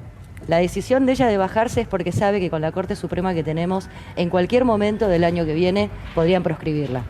Y no dar margen de maniobra para decir, bueno, con qué referentes vamos a pelear la presidencia. Y por otro lado me parece que es muy astuta porque si hay algo que une a todos juntos por el cambio es el odio a Cristina. Sin Cristina es como que se les rompe un poco la plataforma electoral de a quién odiar. Y por el otro lado, porque como asistimos en las elecciones de Brasil, recordemos que a Lula, mucha gente que le fue mucho mejor cuando fue Lula presidente, no lo votó porque decía que había estado preso. Entonces, cuando ella dice que presa, que todo lo que iban a hacer, me parece que le prestó mucha atención a lo que ocurrió en nuestro país hermano. Creo que ella lo que hizo fue acelerar los tiempos. Exacto. Como toda estratega política, si quieren, esta es la bala que me quieren poner, yo directamente hago caso, o enfrento, como decía Nietzsche, el problema de frente. Directamente, y deja por supuesto sin plataforma o sin estrategia, sin táctica a la oposición en ese sentido, porque ella lo menciona, lo que querían era una campaña donde mancillaran el honor de Cristina, decir que el Frente de Todos llevaba una candidata proscripta, pues yo quiero volver con el tema de condenada. El tema de los jueces, porque hay ahí una noción de impunidad, ¿no? Muy palaciega. Sí. Las acciones privadas, las acciones privadas de los hombres, que de ningún modo, así dice el artículo 19 de la Constitución Nacional, ¿no? O sea, que no sean un delito en sí mismo. Claro. Porque si en esa privacidad vos asesinás a alguien, no importa que sea privado. Entonces, me parece que la cuestión inconfesable que tiene que ver con lo espiritual y demás, eso sí está relegado, ¿no? Ahora, en cuanto ya es la comisión de un delito y es un funcionario público que justamente en uso de sus facultades tiene que respetar, tiene que ser y parecer juez, esto es espionaje hacia nosotros, de alguna forma alberga, subsume esa noción de somos impunes. Somos impunes, que es propia del poder también, ¿no? Y que se sienten protegidos por ese poder, no por eso una facturita o malversada, adulterada. Es la descripción de un delito. Todos estaban obligados a denunciarse. Claro, si uno lo piensa en concreto, todas las personas de ese chat estaban obligadas a denunciar al otro. Había una cuestión de complicidad entre ellos. Porque eran funcionarios públicos. Ahora, el espionaje a los familiares de Lara San Juan, Joaquín por ahí se le olvidó, ¿no? Porque fue hace poquito lo de Lara San Juan. Pero hablan de sus propios chats, no de los Eso del fue resto. un espionaje, ¿no? No, quería sumar que hoy en el cohete a la luna, Berbisky hace una descripción en línea de lo que Natalia estaba diciendo. Para aquellos que tienen dudas acerca de esto de la privacidad, para los seguidores de Clarín, de La Nación, porque es cierto que hay ahí una cuestión referida a la privacidad, pero también hay algo sobre lo que insistimos, Julián, en este programa, que tiene que ver con el bien común. Y el interés público. Y el interés público, que son dos conceptos que parecen haberse perdido absolutamente, y que la política, en definitiva, tiene que volver a tomar esa bandera del bien común y el interés público. ¿Cómo no va a ser de interés público que un grupo de jueces, fiscales, funcionarios se reúnan en un lugar donde además lo de Lewis tiene varias denuncias y varias sentencias de la justicia argentina, que uno de estos personajes se ocupa de cerrar? No podemos entrar a nuestra propia tierra extranjerizada gracias a estos grupos de jueces que lo que hacen es esto. Entonces me parece que recuperar el bien común y recuperar el concepto de la militancia. Yo creo, Gallego, que es cierto que no hubo mucha expresión de ciertas cosas, pero hubo una resistencia durante la dictadura de muchísimas personas,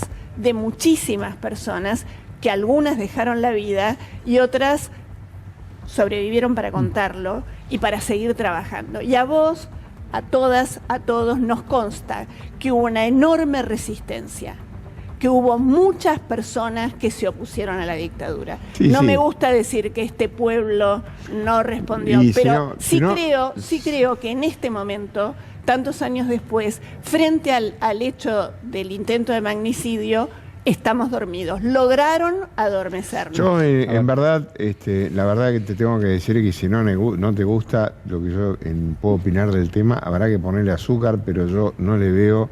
No es que no me gusta, estamos pensando diferente. Yo personalmente creo que este pueblo no está adormecido por el tema del atentado, estuvo adormecido antes, estuvo adormecido del 55 hasta el 73, sacando algunas organizaciones de los muchachos que ya sabemos cuáles son. Después lo demás, todos dijeron, dale campeón. Y en última instancia lo que hoy tenemos son que muchos de los que ocupan los cargos públicos en este momento son los hijos de los nietos de los golpistas del 55, de fruto de la dictadura del 76, y que siguen manejando determinados hilos del poder. Y el resto, que somos la gran mayoría, la seguimos balconeando como se balconeó durante muchísimos años. Entonces yo, digamos, lo que propongo, siempre he propuesto, es que ir a las, resoluciones de mano. Por eso te propongo lo del juicio por jurado, porque eso no hay que pensarlo, está en la Constitución, se puede hacer. Pero hay una cosa que es importante, que me parece que vale la pena remarcar, es que este gobierno tuvo una oportunidad de oro para haber hecho cosas verdaderamente significativas en el campo de la justicia, que es la que yo conozco. El tema económico pasó porque no lo conozco. Pero lo pudo haber hecho y no lo hizo. Entonces, que hoy en el reportaje el presidente de la República, que es abogado, que integra una cátedra de Derecho Penal, diga lo que dijo, sí, de alguna manera demuestra una falta de, una impotencia del punto de vista político que no es propio de un presidente. Esto por un lado. No es el titular de un ejecutivo con un sistema republicano de gobierno. ¿Eso por qué lo decís? Obviamente que eso se lee, pero digo... La impotencia es porque, en cualquier caso, él es el articulador principal de la política de este país. Era el trabajo de él hacerlo. Pero además si no, él lo dice, pero si no lo hizo es porque evidentemente lo está comentando como si él fuera un espectador del problema, cuando él es el responsable directo de todo esto. Esto por un lado. Y por el otro lado, me parece que es importante que la gente sepa, y esto es una cosa para plantear, que en la vida de un juez no existe, en esencia, la vida privada. Porque los actos de los jueces los llegan hasta la casa. O sea, cuando el tipo va al supermercado, si decide afanarse el tarro de vinagre, es un problemón enorme. Claro. Si me lo afano yo, seguramente vendrá alguien y me dirá, venga señor, devuélvalo y me harán una observación. Pero que le haga un juez, no existe la posibilidad de la vida privada. Y esto no lo digo yo, en Estados Unidos hay fallos a pasto con respecto al tema de que los funcionarios públicos no tienen una vida privada. Los actos son públicos desde cualquier lugar. O sea, hasta los reyes franceses se levantaban a la mañana con la corte visible para ver qué era lo que pasaba. Y si la mujer era virgen o no era virgen, se hacía público para ver si de alguna manera había un heredero y ese era legítimo. O sea, hay un concepto muy concreto con respecto a los actos privados de los hombres que son para aquellos que no se candidatean para ser funcionarios públicos. O sea, mi vida privada sí es absolutamente íntima, pero en realidad el juez, cuando trabaja, es juez las 24 horas del día, las 365 días del año.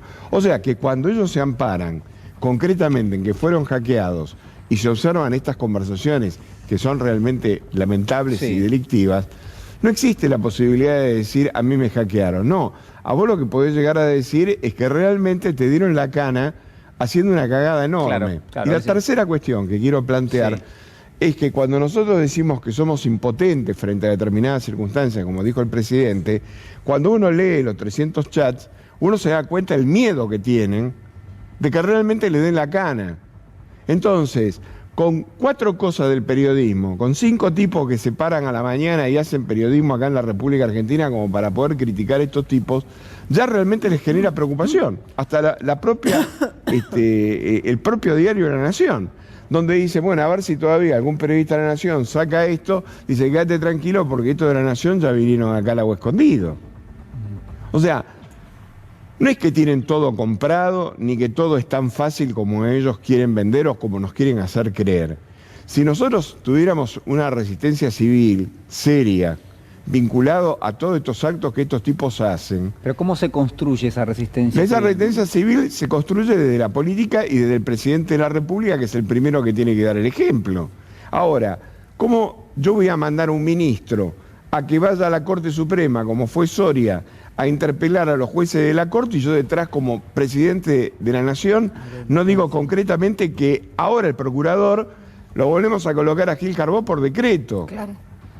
Y si yo mañana quiero colocar un tipo como Luis Juez dentro del Consejo de la Magistratura, hago un bloqueo concreto de 200 milicos delante de la puerta del Consejo de la Magistratura y el tipo no entra porque hay un conflicto de poderes que debe ser dilucidado. Entonces, si vos no interpelás concretamente al poder y vos no exhibís concretamente cuáles son los resortes que vos tenés como presidente, macho, para que me cuentes la realidad, ¿sabés qué? Pero pongo a cualquiera. Lo pongo a Joaquín, que es más divertido.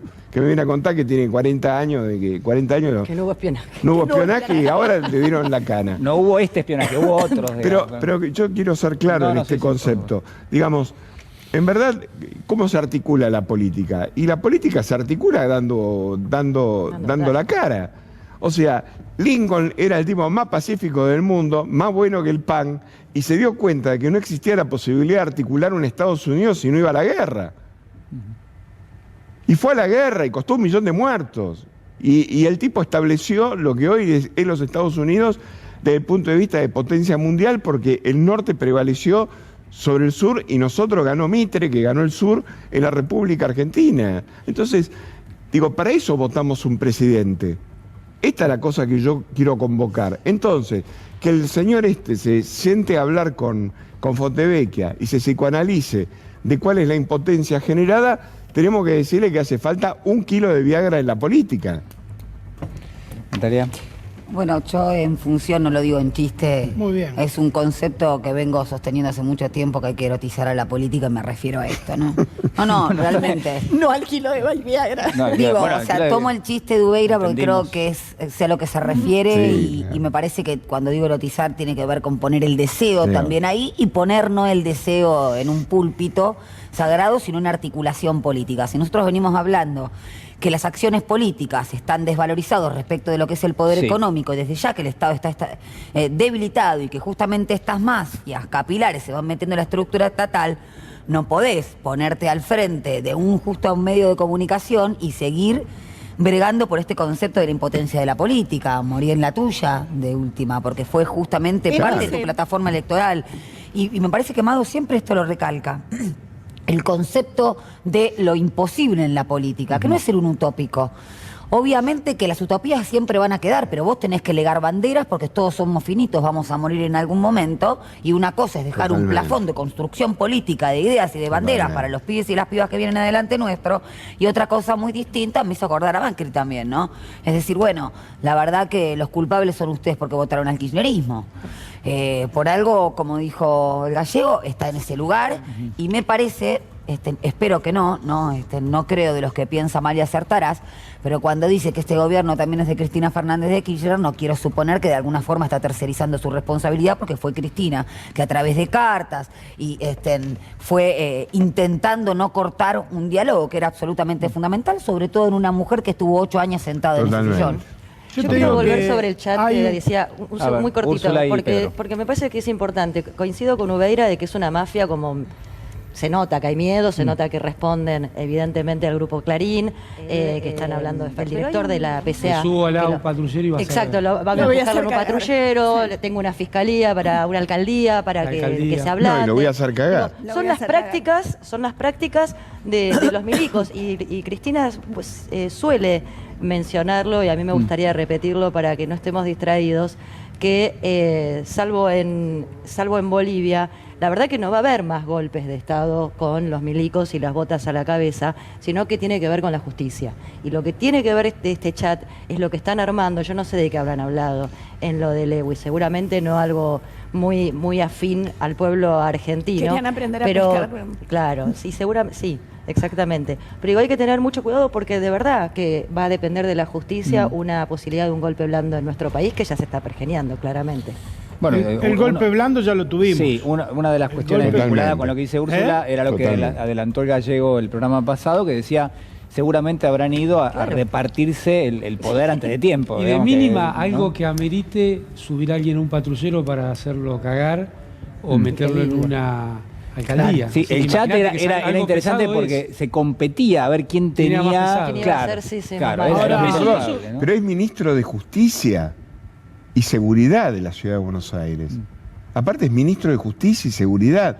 Y el tipo se expresa en esos términos. Claro. Delante de los jueces. Si fuera George Orwell sería el Ministerio de Injusticia e Inseguridad. Pero, a ver, digo, yo no sé si estamos todos más o menos un poco en... Yo cuando vengo reclamando de que dejaron un espacio liberado la seguridad de la Ciudad de Buenos Aires para que estos copitos y todo esto impresentables hicieran lo que hicieron.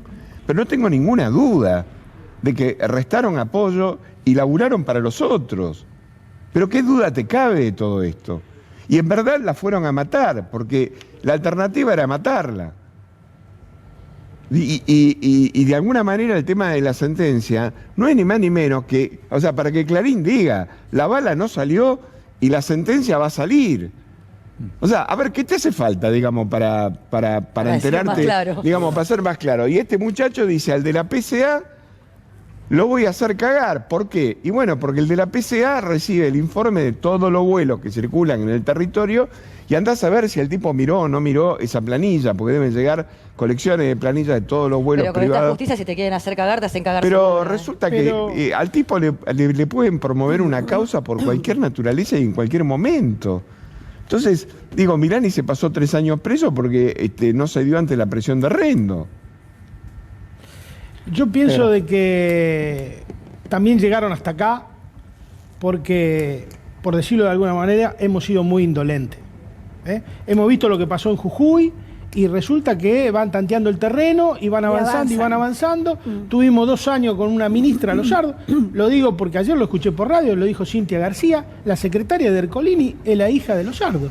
Lo dijo, es una cosa que cuando vos te pones a pensar te da un grado de... ¿Cómo dijiste? Perdóname. En el programa de Cintia García, que es periodista de esta casa, dijo que la secretaria de Ercolini es la hija de Lozardo.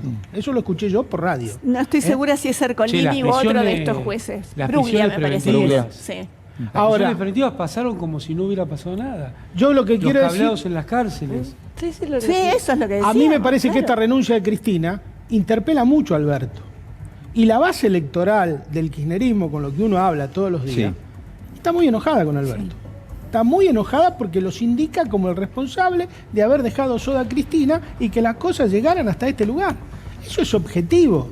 Yo creo que hay que leer muy bien este momento. Yo si fuera Alberto lo leería con mucha atención este momento de lo que ha pasado. Porque daría la impresión que Cristina se cansó de que se sigan arriba de sus votos y suban tipos que la puteen. O sea, todo el mundo se sube arriba de los votos de Cristina y después la putean. Digo, Rubinstein, por llamarte, el vocero que era que no me acuerdo, el nombre, Bion. Me encantó este tema de andar a laburar ahora si querés los votos. Claro. Yo me fui. Sí, ahora, como diría Moria Kazán, se le cuelgan a Cristina. Bueno, ¿entendés? Ahora anda a laburar. Es muy fuerte, Alberto, ¿viste? Pedro, me parece extraordinario. De Borinsky. Es la abogada Mit Hans, letrada de Borinsky. Es la hija de Marcela Lozardo. De Borinsky. No cambia mucho, ¿no? Bueno, no, pero ahí está el dato. El dato concreto. No cambia demasiado, digo. Hay todo un entrecruzamiento acá que los ciudadanos estamos absolutamente indefensos y en libertad condicional, ojo, indefenso y en libertad. Pero me gustó eso de tomar y andar a laburar, ganate los votos vos. O sea, son todos tan fenómenos, tan vivos, que salgan todos a tallar. Yo me voy a mi casa. Parece extraordinario. Por fin, la verdad, la verdad que no he hablado nunca de este tema, porque yo hablo de los temas que nos competen, no de otras cosas.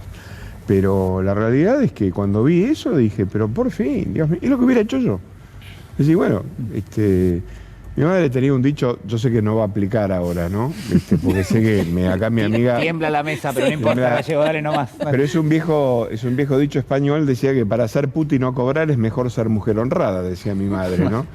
Y pero que en verdad es una enorme desgracia de que yo me tenga que poner toda una estructura política a la espalda, tenga que salir a gerenciar esa actitud política ante la gente, y de alguna manera cuando llega el momento determinado no hay un tipo, digamos, que te salga a decir, bueno, yo te banco, estamos funcionando como un equipo. No, el silencio es una vergüenza. El atentado. A ver, Amado, el silencio en el atentado y el silencio en la condena, porque el silencio no es no decir nada, es decir algo que es insuficiente para caracterizar la situación.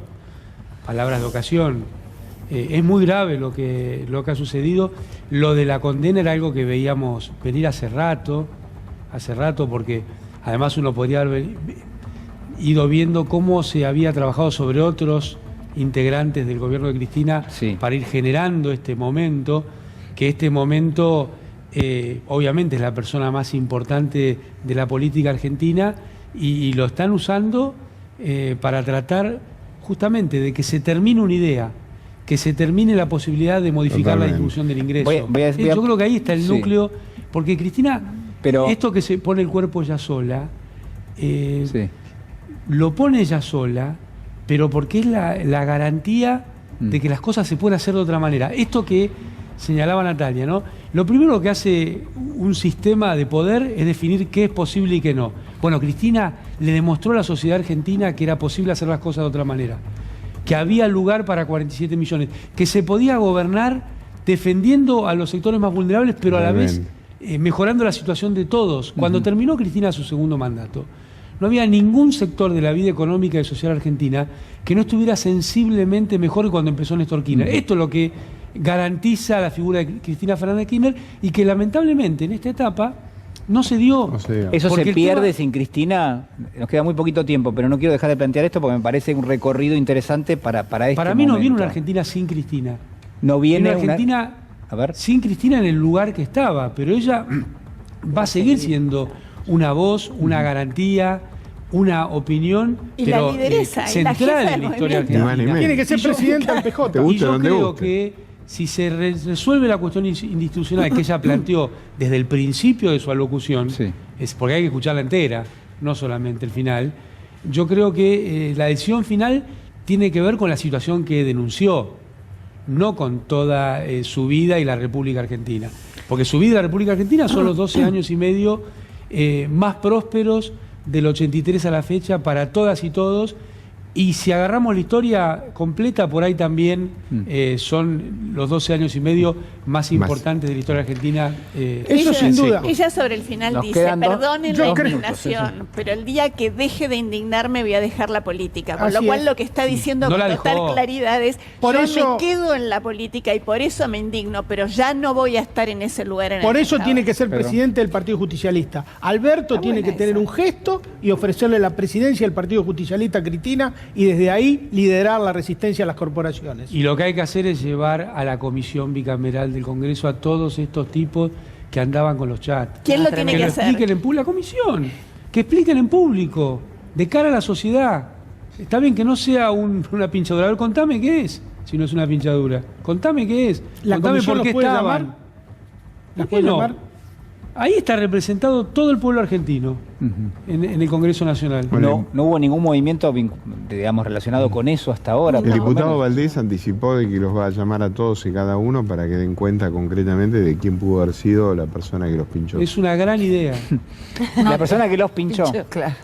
Pero no se, o sea, se busca con ese concepto obturar la discusión quizás más relevante, que es para qué fueron. Claro, para qué fueron. A mí me parece, por último, para cerrar y destacar, muchas veces hablamos de la reforma judicial que no tiene una sola dimensión. Una de esas dimensiones fundamentales son las usinas académicas que forman y contienen a estos juicios. Por eso me parece importante que se pronuncien, porque hoy en día están en esas facultades dictando clases, y lo mismo que el colegio de la abogacía, ahora ya no es más el colegio de abogados, el colegio de la abogacía, que se tiene que pronunciar ante estas cosas. Pero digo, una cuestión, hoy es el Día Nacional del Tango porque se conmemora el nacimiento de Gardel y de Caro. Y quiero leer algo en relación a lo que decías vos, Gallego, de Cristina, diciendo, bueno, que basta, háganse cargo de los votos. Bueno, hay un tango que dice que se le acabó el reparto de salvavidas, cachá esta onda, se acabó la sopa, a ver si así cobras un poco de impulso. Claro. Así que me parece que eso está bueno, ¿no? Se acabó la sopa, señores, se acabó la sopa. Feliz cumpleaños a Graciana Peñafort. Estamos todas de acuerdo en que le deseamos a Graciana que la queremos, la adoramos. Perdón, para terminar, al campo a cachar giles, que el amor no da para tanto. Bueno, sí, es una contienda de refranes. Aquí me pongo. Bueno, gracias, Julián, por No, que es el día del campo del Charlie. Los inocentes son los culpables, dice su señoría. Claro. Ya lo decía en plena dictadura. Muy bien. Bueno, nos despedimos, ¿les parece? Programa realmente de colección en el día de la fecha. Nos encontramos, ¿les parece, el próximo domingo? ¿Cómo no? Dale. Siguen pasando cosas en La Rioja. ¿A vos te parece bien? Notaron, perdón, notaron que